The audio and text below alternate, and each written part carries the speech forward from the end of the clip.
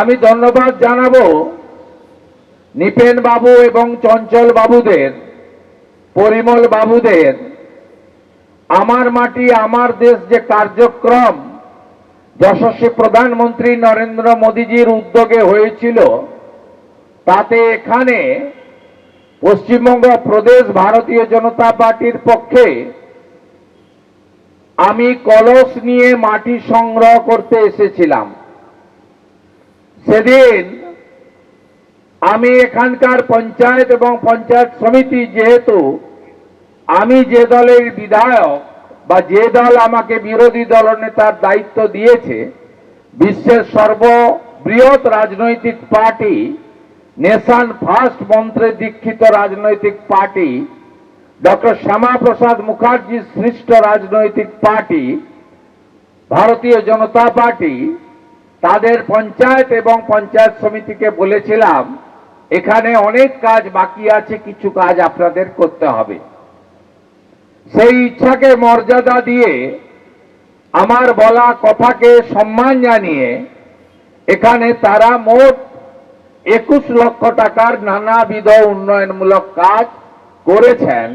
তাই এই পঞ্চায়েত সমিতিকে আমি কৃতজ্ঞতা জানাই এবং আমি আরো খুশি 23-এর পঞ্চায়েত ভোটে ফুলিয়াতে আমি এই পঞ্চায়েত সমিতি তৈরি করার জন্য এলাকার গণদেবতা জনতা জনার্দনকে আমি অনুরোধ করেছিলাম এবং আপনারা অনেকের সাথে আমার অনুরোধও রেখেছিলেন।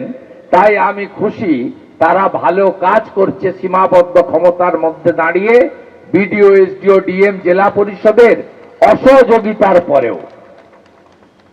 আজকে এখানে যখন সমবেত হয়েছি তখন মনটা একটু ভারাক্রান্ত।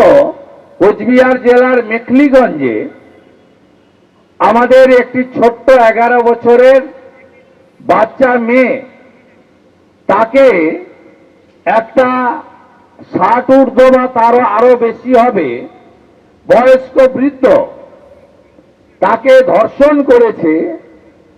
সেই লোকটার নাম হচ্ছে, আসামির নাম হচ্ছে এনামুল মিয়া।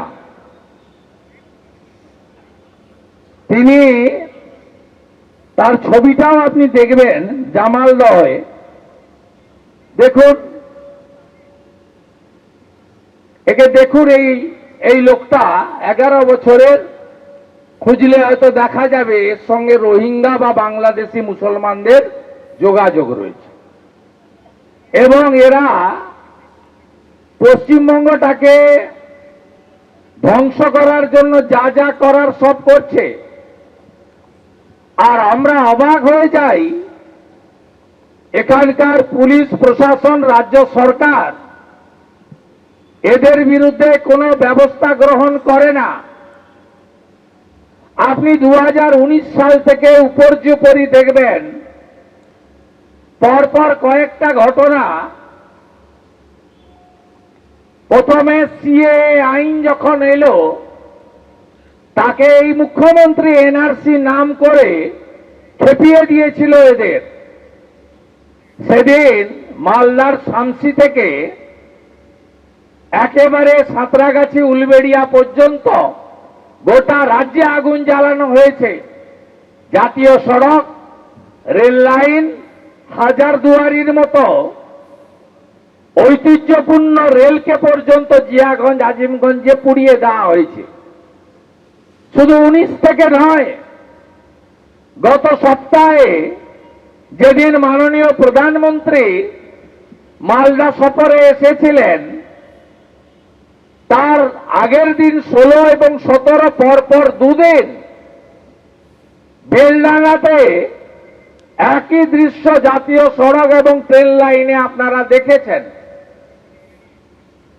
পরে প্রমাণ হয়েছে ঝাড়খণ্ডে যিনি, যাকে মেরে ফেলা হয়েছে বলে প্রচার করে হিন্দুদের হোটেল ভাঙলো, ট্রেন লাইন ভাঙলো, জাতীয় সড়ক অবরুদ্ধ রাখলো 6 ঘন্টা। এ রাজ্যে সরকার আছে? এবিপি আনন্দ এগিয়ে থাকে, এগিয়ে রাখে।